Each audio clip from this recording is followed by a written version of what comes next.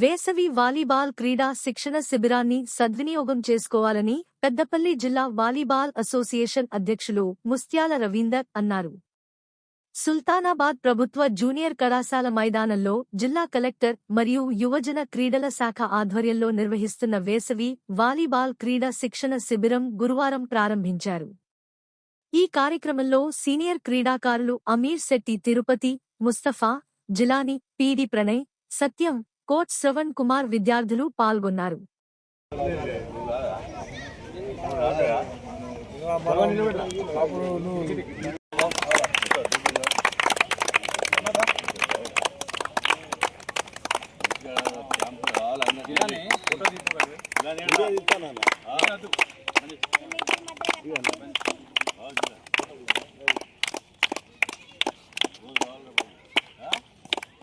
ఫోటోలు తీసిరా